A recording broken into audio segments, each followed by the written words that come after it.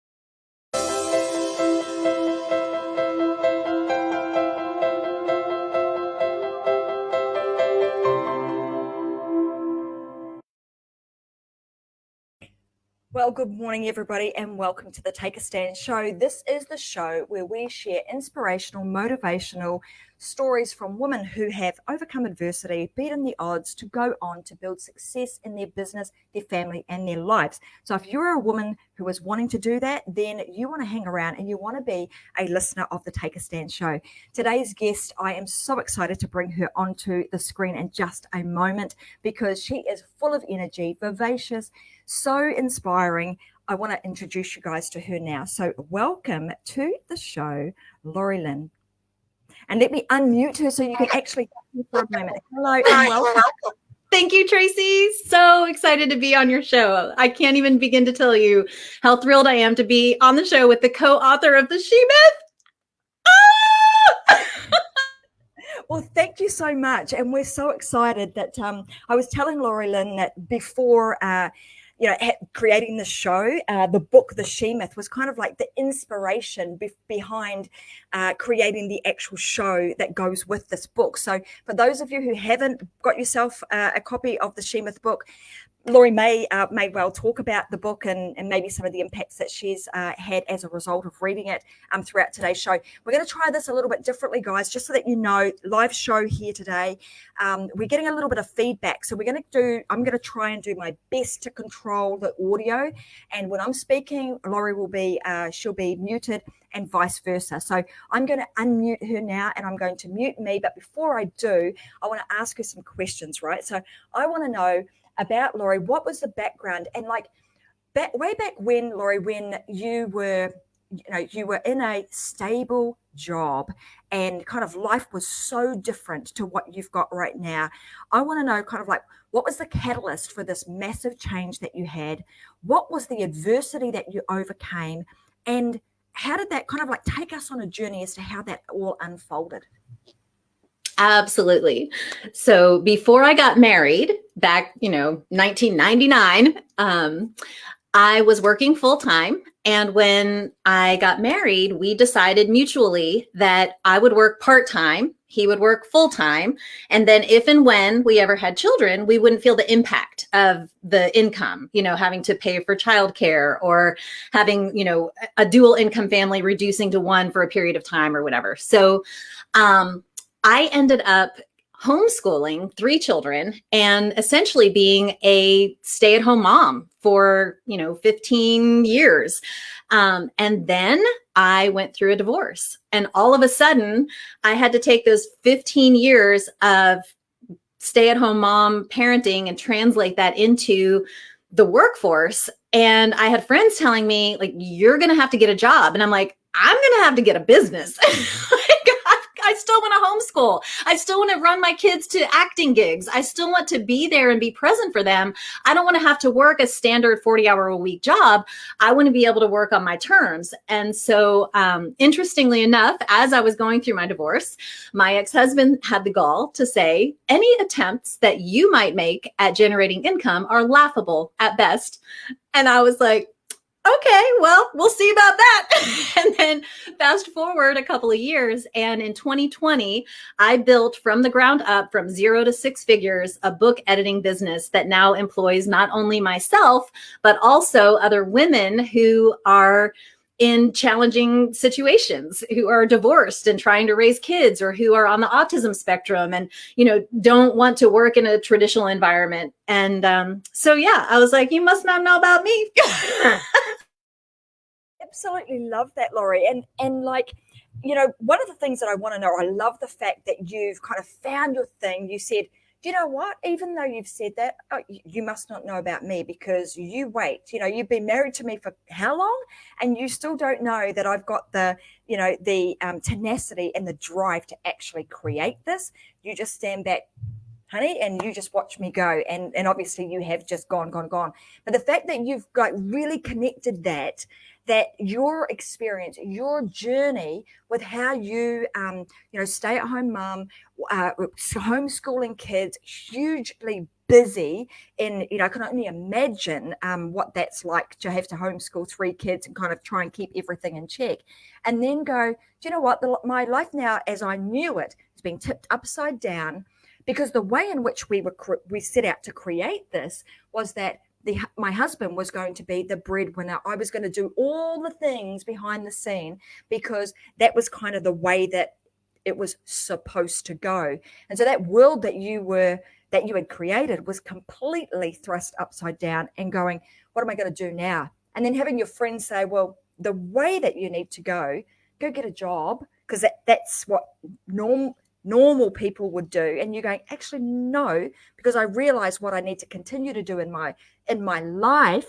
I actually have to create a business that is going to support the life that I want, not the other way around. So I absolutely love that. I love the fact that you're now supporting women. So I want to know, in terms of like creating that, how did you go about, like, stay-at-home mom, completely got so many skills, particularly because you're schooling children from home, right? Like picking up so many different skills.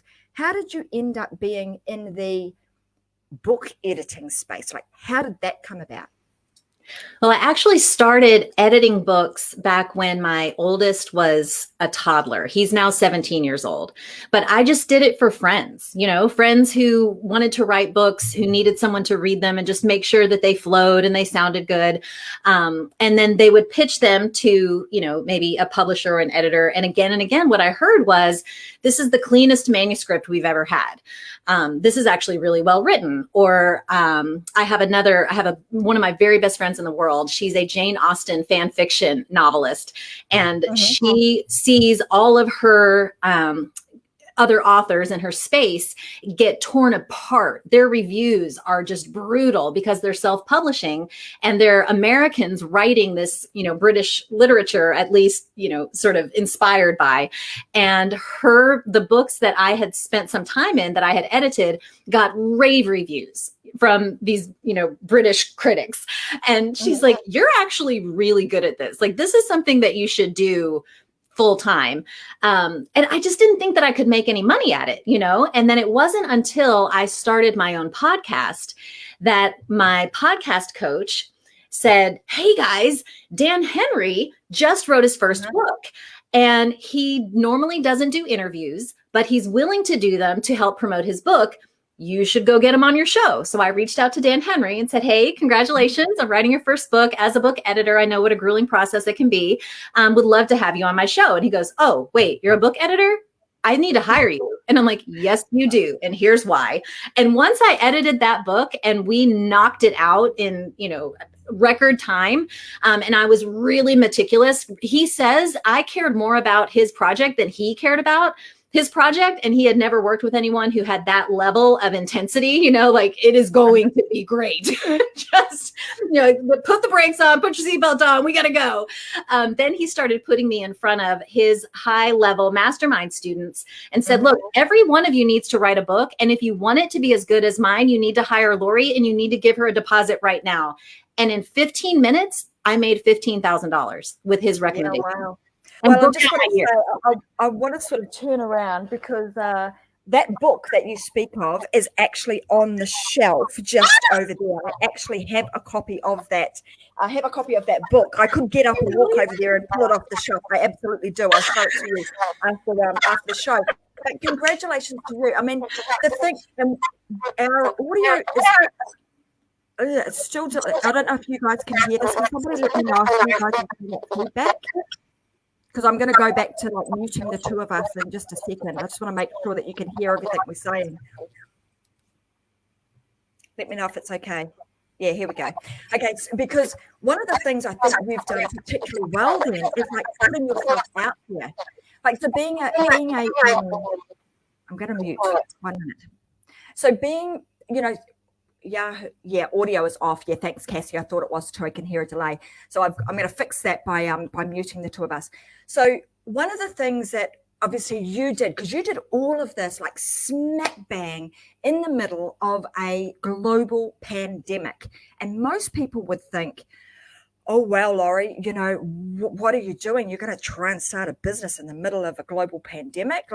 I want to know from you, you say that was kind of one of the blessings was the pandemic for you, because for whatever reason, which we'll get to, was actually a big blessing for you. And then the fact that you I want to talk about visibility, because I'm hearing from you started a podcast, and I want to know, in this process of you kind of building yourself up, creating your own business, what do you think was the number one thing that shifted you from being stay-home mom, homeschooling, got some skills, to now kind of been, blowing up and having the opportunity to work with some, really solid people that could open doors for you really, really quickly? How did that all come about, and why did that happen? What was the thing? Tracy muted herself before she finished her question. So what was the catalyst from going from stay-at-home mom full-time to full-time business owner?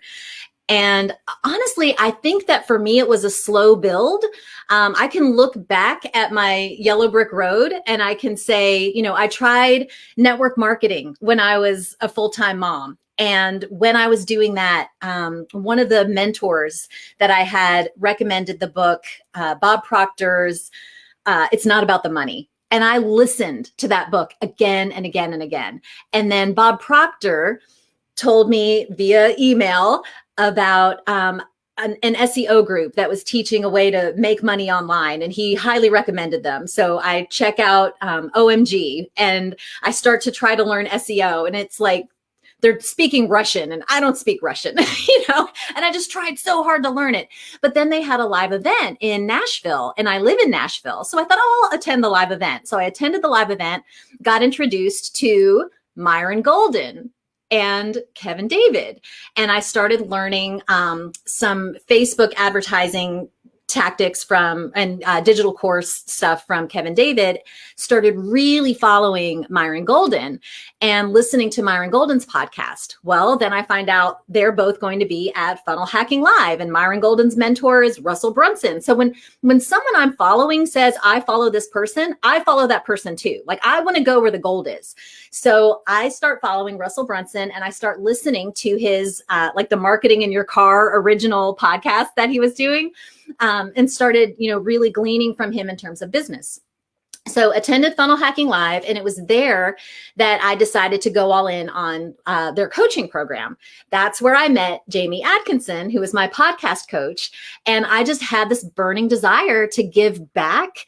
I was at the lowest point in my life as I was coming out of my very dead marriage into this new life of being divorced.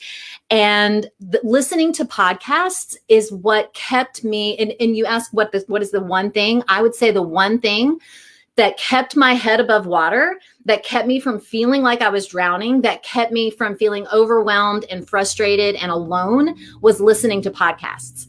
I would listen everywhere I went. I would listen in the car. I would listen while I was doing dishes. I would listen while I was packing. I would listen while I was doing laundry. I was constantly filling my head with positivity and business owners and their strategies and tactics. And so I wanted to provide a way for women in my situation to know that there are other ways of generating income. You don't have to do the traditional track. So my podcast is all about taking the road less traveled. And so when I get an opportunity to do an interview like this, I'm all in. I'm like, God only knows, like, who needs this? Like, who's listening right now who just needs somebody to go, hang in there. You can do it. It's totally worth it. I know it's hard, but you can totally do this. Like, I've got you. You know what I mean? So I love that you wrote the book, that your podcast is Take a Stand, that you're doing exactly the catalyst for what got me out of, what looked like dismal, I'm about to drown, to, oh no, I can fly. This is great. You know what I mean? Absolutely. I know exactly what you mean. And what's really interesting with this is, like, that really speaks to a lot of women, right? Who are like struggling with whatever it is that you're struggling with, knowing that you can reach out to someone, even just putting, that headset on and listening to, filling your brain and filling your mind with really positive, really fulfilling things, enables you to kind of make that shift and enables you to say, oh, it opens your eyes up to the possibilities that are available. And I love the fact that you've, watching, and this is something that I talk about a lot, particularly inside of our coaching programs, is you want to watch, what is it that people are doing? Like, what are they actually doing? Like, that's a fundamental key. It's not just listening to what they're telling you to do, but study them. Like you said, look, I've started to study and follow these people and get into their worlds, the Myron Goldens, the Kevin Davids, all of the Russell Brunsons, and studying what is it that they're doing and going all in, like saying, I'm going to back myself. I don't care what you ex-husband said. It might be laughable, but I'll have the last laugh. You watch me, and diving deep in and just getting stuck into it and not holding anything back. And I think often I want to go down this path too, Laurie, because there's a lot of women out there that are actually afraid and frightened to even speak about what they do or speak their truth. And sometimes can be quite scary to get on a platform like this where you're like, it's live. Like, we don't edit this. What we say is what we say, right? It's full on. You're getting the full version of me and the full version of you. No edits in this. So that can be scary in itself. And the same with podcasting. People get afraid of actually stepping out and putting themselves out there. What would you say to women who have something to share and they want to do it? What would you say to them? How would you? I feel like Tracy is muting herself before she finishes her, her question by accident. What would I say to women? I would say the 3 tenets that you have about this program, this Take a Stand, is stand up, stand firm, and stand out. because when you stand up, you're a target. You just are. Like, I don't care who you are or what you're doing. The moment you stand up, you're a target. And then when you stand up, you better just lock those legs, baby. Just stand firm, because they're going to come at you. The haters will come at you. They will. It may take a while. Like, I had my first hater this week, like blatant hater on Facebook this week. And I was thinking for years, I was like, oh, I'll never have haters. I love everybody. I'm so happy. And then someone didn't like the way that I gave feedback about a book. I actually said, you need to read it out loud. And they were like, that's too much. So when you stand up, automatically you stand out. And when you're standing firm, you don't have to worry about what the haters are saying, because as people are watching, they see that you have taken a stand, you've planted yourself on that truth, and you're not about to budge. So I don't care what that person said about me. All I know is my job is to make online influencers look as smart on the page as they sound from the stage. And that means I take their work and I read it over and over and over, and I make them read it out loud at least once, because if they're going to turn it into an audiobook, they have to read it out loud at some point. And I don't want them calling me when they're reading the audiobook going, you didn't catch this, and this doesn't make sense to me. And I'm like, no, we're going to cut that off, at the front end, and just know that when you dive into that book, you don't have a reason to get tripped up, which also means your audience doesn't have a reason to get tripped up. And we want to, at all times, honor the audience. So when you're not thinking about yourself, when you have them in mind and you know that you're coming to the table with something to offer, something that's going to stimulate their emotions and their intellect, then you don't have to worry about fear of what other people say or do, because you know that your heart's in the right place and you're taking care of your people. So you just lead with taking care of your people and stand up, stand firm, and stand out. Oh, preach, girl! That's exactly what you're on the right show, right? Gosh, this silly, crazy audio today. So you're absolutely right. It is like, once you get that and you get a hater, it kind of like you created a shield. You've created your insulation between yourself and that hater. It doesn't matter anymore, because you know exactly what it is that you stand for. You're prepared to stand up, stand firm, and now you're going for it and you're starting to stand out.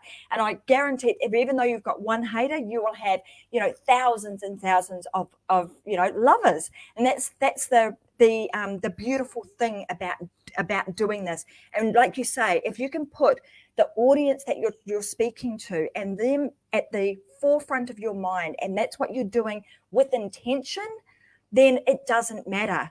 I mean, I'm loving what you're talking about here. I want to go down this path too, as you talk about like building the journey to becoming happily unemployed, right? And that whole concept of that, and why working yourself out of a job as a parent will actually preserve your sanity. So let's talk about that and how that's created, or how you create your sanity. I'm going to pause for a moment because I know we've got a lag, so that we get all of what I'm saying.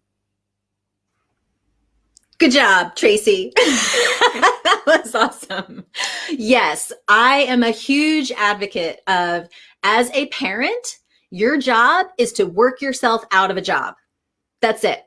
Like, you want to raise independent humans who are responsible, who you like to be around, so that other people will like to be around them. And so my 10-year-old makes lunch. Yesterday, while I was with my 10-year-old, my 14-year-old was baking a cake. So when I hear parents saying, I don't know what I'm going to make for dinner, I'm like, I don't know what my 10-year-old's making for dinner. You know what I mean? Like, I can't do it all, and I won't. I will not do it all. We are a team. We all live in the house. I'm not paying for chores. No one pays me to do chores. Now, if there's something that I'm willing to pay for, like something extra, then I'll shell out a little extra money. You know what I mean? But when it comes to just basic maintenance of the house, like, I expect my kids to pick up after themselves, and they can keep their rooms any way they want, and I can keep my room any way I want. But this public area, like, if I am going to be like, I have, my kids are at their dad's every weekend. So I work like a machine all weekend. I want this space to be peaceful, and I want harmony, and I want quiet, and I don't want to trip over their stuff. So every Thursday night, I'm like, all right, look around and you tell me if I'm going to enjoy being in the space while you're gone. And then they look at it through my eyes and like, oh, sorry, Mom, I got it. I got to get this. I got to get that. So it's all about giving them the mindset. Again, it all goes back to your audience. It's like, look at your space with someone else's eyes. Is it inviting? Is someone walking in going to trip and hurt themselves over your stuff? Or did you clear a nice path? Is it inviting? Does it feel chaotic? Does it feel warm and welcoming? And just constantly ask those questions and make the space that you live in the kind of space that you would want to invite someone else into, and let them own it. Just let them own it. And then you have essentially worked yourself out of a job so that you can do all of the stuff that you want to do and take them on the trips that you want to take them on, or, go roller skating in the middle of the afternoon, or, the fun things that would be wonderful if you could do them. Just set it up so that at the end of the day, you can actually be jealous of your own life. That my goal is to create a life that if it were not my life, I would be jealous of my own life.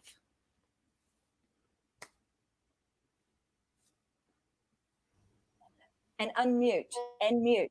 There we go. And that is awesome. I would love, when you look back, you take that kind of like step back, look at your life from a very different point of view, but do that not only with your own life, but also give other people that opportunity to do exactly the same.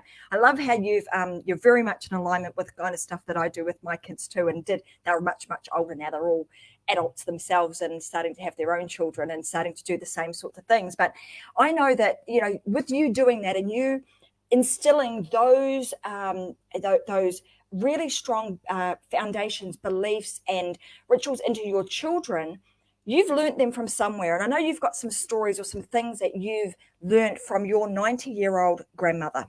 And I want to know, what you talk specifically about the lessons that you learned from her through the experience that she had through the Great Depression. And I want to know, what are those experiences, and how have you taken that your grandmother's history, her story, and how has that played out in your life? Make sure I'm not muted. So I have had the privilege and the honor of spending the last few months with my 90-year-old grandma. She was born in 1930, one of 11 children, first girl in 11 children. And she tells stories of when she was 4 years old, she had to take turns with her siblings fanning the flies off of her mother when her mother had not scarlet fever. Oh, what was it? I'll think of it in a minute. But they thought she was going to die. Everyone around them, they were not surviving this fever. And so just thinking about her and how they didn't have running water, they didn't have electricity, they didn't even have screens on the windows. So as a 4-year-old, she's taking her turn, spending 30 minutes standing over her mother, fanning those flies off of her, just like watching for a little flicker of an eyelash, hoping that her mother is breathing, and knowing that we don't have to do anything like that. It can be really hard. Some days are really hard, but they're never that hard. I lived in Uganda, East Africa for 6 months. We didn't have running water. We didn't have, we had to, go to the pit latrine outside. That's the way my grandma grew up. So I got a little taste of what it was like. And the fact that I actually have clean running water in my house and my kids don't have to walk miles to go get it and potentially get abused, come back exhausted, get sick, get bitten by mosquitoes and get malaria. There's so many things that we don't have to deal with. So I'm constantly putting myself in this frame of mind that, I have this beautiful 90-year-old example of someone who has weathered every possible storm imaginable in our country. And then having lived in a third world country and getting just a taste of what she experienced growing up, and just recognizing that, the biggest thing that I can do every single day is be grateful. And it's interesting, this morning, my 14-year-old said, Mom, I think I'm going to be amazing at adulting because of the way you raised me. And I said, well, can you give me an example of what you're talking about? She gave me a couple of like life hacks, that I've given her.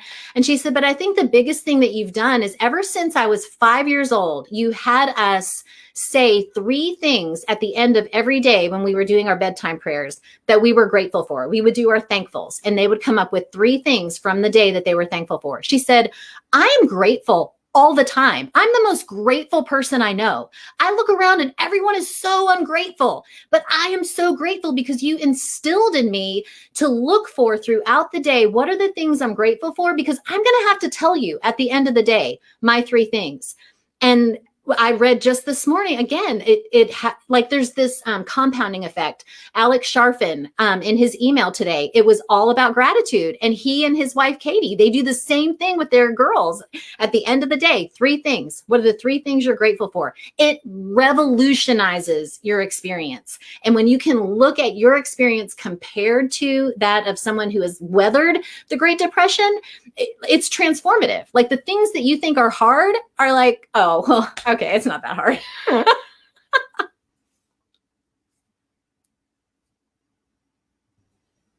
Well, it gives you it gives you perspective. It gives you something to compare with, right? Like you're going back, looking at how your grandma had to the life that she lived and the storms that she weathered, and she's still here. And then putting that, having that ritual of what am I grateful for? Like thinking about those. It's that old adage of like what you focus on. So as your children are going through the day, like you were saying, they're looking for things. Well, I'm grateful that I can be on, I have the technology to be able to be on here with somebody who's in a completely different country to me, and I can connect with all these amazing women. You're actually focused and you're looking for those specific things. So giving your day intention, and that then also being able to reflect on that, like you're talking about, like stacking, gratitude stacking of I'm grateful for this and I'm grateful for that and I'm grateful for that and I'm grateful for that. And then all of a sudden, like your daughter says, I'm like, look around, I'm like the most grateful person I know. And then, that being creating joy and happiness. And there is no mistake here or no mistaking that you obviously do that, because that is oozing from every part of your being, even being on the show, seeing you. We can feel that energy and the amount of gratitude that you have, and that you're actually a really happy person. So would you say that's like kind of like the number 1 hack that you would have taught the children? Or is there, like, give us maybe two others, because I think there's like a whole vault of Lori hacks that we need to kind of start uncovering now. You've opened a can of worms. You're so cute. Oh my goodness. People ask me all the time, like, how did you raise such remarkable children? Because they make eye contact, they smile, they carry on conversations, they're confident, they're creative, they're fun. I like to be around them. And I said, I have never in my entire adult life owned a television, not a day in my life. And my secret is books. Lots and lots of books, really good books. And I read out loud. I read out loud all the time, every day. And there's a woman named Carol Joy Seid who turned me on to the idea of reading out loud to your children, and then read until they are old enough to have grandchildren, and then read to your grandchildren. Never stop reading out loud. So when I'm sitting down to read a book out loud to my 10-year-old, my 17-year-old son plops down on the couch to listen. And my 14-year-old daughter will come in and lean on the wall, and listen. Like they're a little cool, to be listening right now, but they're listening. And we have created this magical space where we snuggle and we share stories. And then when we have experiences, we can relate to those experiences through the stories that we've read. For example, we were driving through the woods. We were going up this like windy road, and all of a sudden there was ice and snow on the trees. And all 3 of the kids went, oh, Mom, it's like Narnia. And all of a sudden we're transported. We're all transported into this world that C.S. Lewis created over 100 years ago because we read these stories together. And then I have audiobooks playing in the car all the time. So as often as possible, and I definitely have not done this as much in the last 2 or 3 years since the divorce. There's one of me, 3 of them. I have to work and have a business as well as raise children and homeschool. So I haven't been as aggressive, I guess, around minimizing the screen time. But for the first, decade and a half of raising children, there was almost no screen time. It was almost all, real life experiential learning, having conversations with real people, or learning about people and the world that we live in through really good books.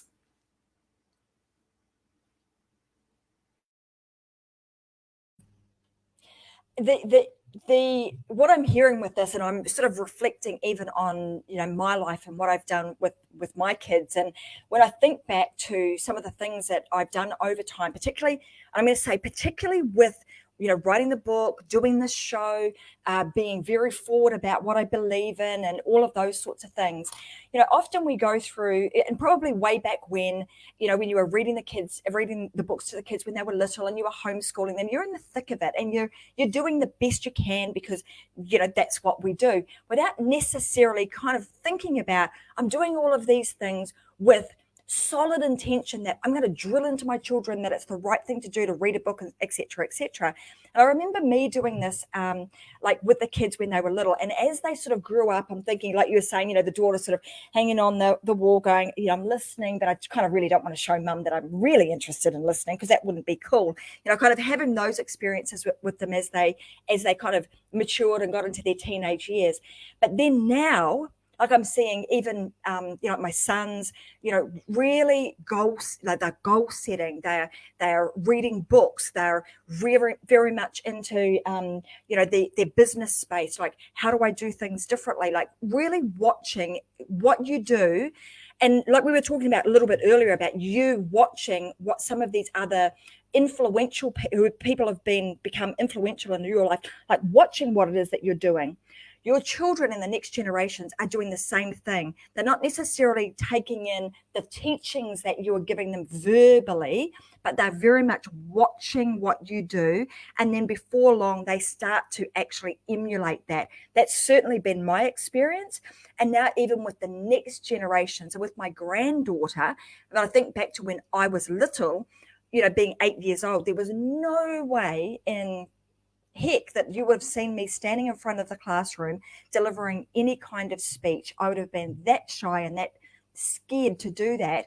But yet I've had my granddaughter on the show with me a few times, and now she came home a few weeks ago and said, Nan, I've applied for school council, and I have to do a speech, and I've written a speech, and I'm going to deliver it on such and such a day. And up there she delivers it. And she was, she then was the youngest one to be asked to actually make it onto the school council. So this whole process of like watching and really uncovering, like from an adult point of view, taking on some of that, watching what people are doing, studying what they do, then going away and actually doing that, but then replicating that entire process with the next generations. And like you have with your grandmother, that storytelling and being able to disseminate that down and instill that, tell the stories yourself, bring them into that world, create the world of them being able to imagine where they're going to be, because that's going to create bring the future into the now, starts to really build a solid foundation for the next generation to be able to stand up, stand firm, and start standing out in a very unique way. So I love all of that. I want to know, Laurie, because me and you could talk for ages, and it's a bit of a shame that our audio is just not playing nicely with us today, that we have to kind of do this silo thing. But I want to know, like, if there were 3 things, aside from kind of the mantra of what we talk about on the Take a Stand show, that you would recommend any woman who is, wanting to really stand out or redefine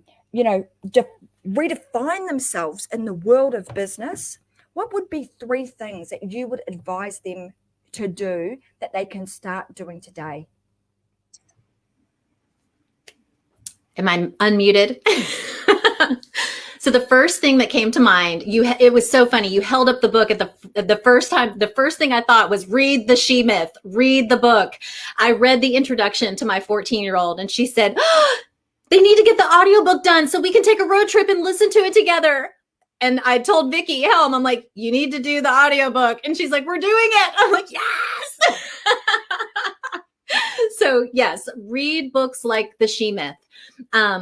That is probably, listen to podcasts, follow women who are strong, who are standing up, who are taking a stand, who are standing firm. Find out, how they think about the world. And then the next thing is to be curious. So question everything. So if someone says, oh, you can't do that, just ask, well, why not? Why wouldn't I do that? You can't go, you're going to have to get a job. Well, okay, well, let's just back up for a second. Why would I want to do that? What would that look like? Let me look at the path that if I, go down that trajectory, if I take that trajectory and I start walking down that path, is that what I want ultimately? And just ask yourself, when I had my hater this week, I talked to a friend who is an attorney and I said, I need some advice. And he said, well, what is it that you want? What do you want out of the situation? And I thought, that's the best question. It's just such a good question. So when you're faced with what the world says and what the world expects, you can ask, well, what do I want? What do I want? I want to be able to be with my kids all day. I want to be available to them. I want my kids to be able to continue to do acting gigs and go to rehearsal and be expressive and do their thing and have their mom show up at their events. Like, that's what I want. So I'm going to build a business around my life instead of getting a job and hoping that my life can fit into those little nooks and crannies that are, available. So first thing is look for models, look for mentors, read the She Myth, obviously. And the second thing is be curious, ask questions, who came up with that idea? Like, why is that a good idea? Is that good for me? Is that even what I want? And then the third thing is be kind to yourself. The most impactful book that I read this year was written by Dr. Edith Eva Eger, and she survived Auschwitz. She was like 50 years old when she got her PhD. She was like 90, I think, when she wrote the book, The Gift. Like, the woman is she is a gift. And this book is a gift. And one of the things that she, as a clinical psychologist now, she works with people who have some of the most traumatic experiences you could possibly imagine. And she helps them find hope. And one of the things that she said that hit me so hard was to look at yourself in the mirror and say to yourself, I love you. I will never leave you. I will always take care of you. And it is revolutionary. So be kind to yourself, love yourself, and for goodness sake, read that book. Or have the author, not the author, but the narrator read it to you on Audible, which is what I did. I'm on my second time listening to it. But genuinely, like, look at yourself in the mirror and tell yourself, I love you. I will always be here for you. I will take care of you. And be kind. Be kind to yourself.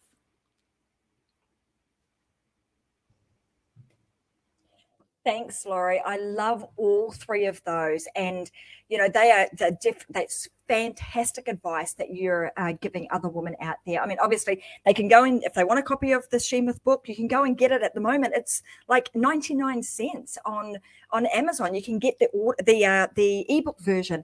And just to your point, you were asking about the audiobook. Yes, our audiobook is coming out. It's literally just come out of our speaker's mouth. It's all finished.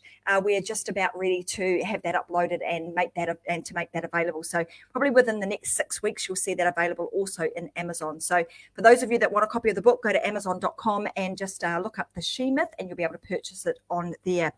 The other things that Laurie obviously spoke about today is just, also surrounding yourself with other really good people that can lift you up, that can support you, that can insulate you from, whatever trolls, haters, whatever life throws at you. Create that insulation around you so you've got really good support networks, people that can be your cheerleaders and lift you up when you need lifting up.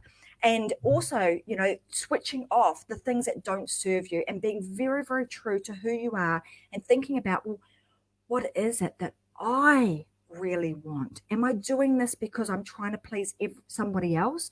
Or am I doing this because it's actually what makes me happy? That is your pathway to creating a success in your life and being happily unemployable. And I'm sure that Laurie's going to go down, would say that, when you are happy and you're creating this space of being unemployable, because why would you want to be employed when you are happily doing it yourself? You happily have created the business that supports and fuels your life, and not the other way around, where you can only be happy in those little nooks and crannies of the in-betweens of the 9 to 5. So I want to say thank you so much to Lynn for being on the show today. I absolutely love what she's about and love her energy. And I just want to know, I'm going to mute myself in a moment because I know that people are going to want to know, how do they connect with Laurie? Like, where can they go, Laurie, in terms of social media? And if they want more of you, what's the best place for them to hang out with you on? And tell us about your podcast too, no doubt. Okay, so if you want to tune into my podcast, it is called Rise and Climb with Lynn. Rise and Climb. And if you're on Facebook, then I have a Facebook group, and it's facebook.com/groups/happily unemployable. And we're in there, sharing all kinds of juicy nuggets about how to be happily unemployable. You'll be among people that are your people, and we call it the Happily Unemployable family.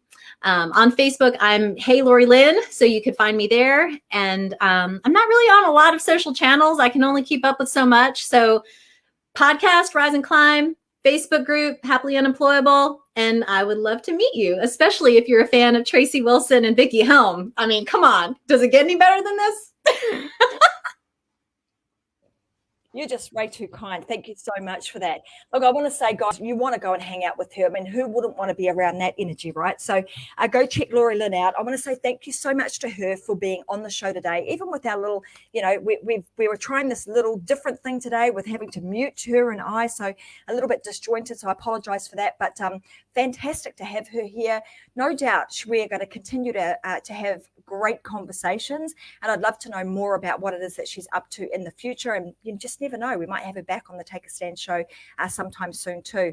And for everybody that's been watching today, thank you so much for being here. Like I said, you can go and get yourself a copy of the She Myth book, and also we've got some great things coming out very, very shortly that is really going to help you to find your place, to be able to create visibility so that you too can stand out. Create your messaging so you can stand firm and really find your place in this world of business. So keep your eyes and ears tuned for those, because I will be sharing them over the coming weeks. And for now, I want to say thank you so much to everyone for watching. We'll be back again next Thursday, Australia, Brisbane time at 10 a.m. for another episode of the Take a Stand show, where I'll be having another amazing, inspirational, motivational woman who has overcome adversity to create success across their business, family, and life. So thanks, everybody. I'm going to unmute Laurie because I know she's going to want to say goodbye, and I'm going to say bye for now. Bye. Love you. Mwah. Thanks so much, Laurie. Thank you, All right, Tracy. guys. See you guys next week. Bye for now.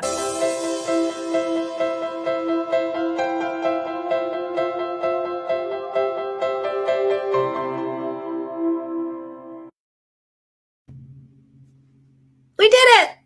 Amazing. Well, Yay!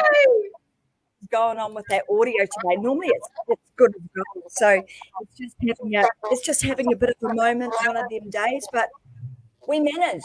That's what we do, did. right? We just figure it out on the fly. That was fantastic. You do what you can with what you have where you are. You got it. I don't know why. Have you and I not connected inside of CCX? I don't think so. Have we? And I'm not sure why, because I was in Russell's 2CCX program too for a couple of 2.5 years, and so all the people you're rattling off, like, they're all very, very familiar to me. I know them all too. We're all in the same kind of circles. You must know Cassie Brown too, yeah? Yeah, so Cassie's fantastic. So she's also one of the partners in a company that Vicky, myself, Cassie Brown, and a couple of other people are in too. So I'm so appreciative that you've read the book and that you enjoyed it. Mm-hmm. Well, I actually haven't read the whole thing, but my daughter, my 14-year-old, and I are going to read it together on a weekend trip. Awesome. Well, thank you so much for that. And thank you for being here. I've really appreciated us connecting, and I loved that conversation. Thanks. It was such a joy. I was so honored that you guys even thought to ask. So, and your energy is so great. So great. Thank you. Thank you. I mean, it's funny because you talk about like doing the podcast, and I went down that path of kind of doing podcasts, but this is kind of like, I found my place is doing these live shows. And like, out of the live show, it's really interesting because you talk about, oh man, I've got to be on all the different places. We've created like a really well-oiled machine where I can take the show now and it becomes the podcast. It becomes, all of my social media materials. So it's kind of been awesome that we've been able to do that, obviously off the back of a bunch of books and other things that we've been creating too. I love that. I love it. But look, let's stay in contact, and no doubt I'll see you in our group, and I'd love to even be part of your group so I can see what's going on in there and add to the conversation if I can. Yes, please. And I would love to have you on my show too. My favorite people to interview are authors, and you're speaking my language. Well, let's do it. Let's make sure we do that. It's you just reach out and let me know, what dates and stuff you've got, and I'll make sure that we find a time in my diary to make that happen. Awesome. Sounds great. All right. Well, thank you so much. Have a fantastic day. Thank you. You too. All right. See you, Laurie. Bye. Bye.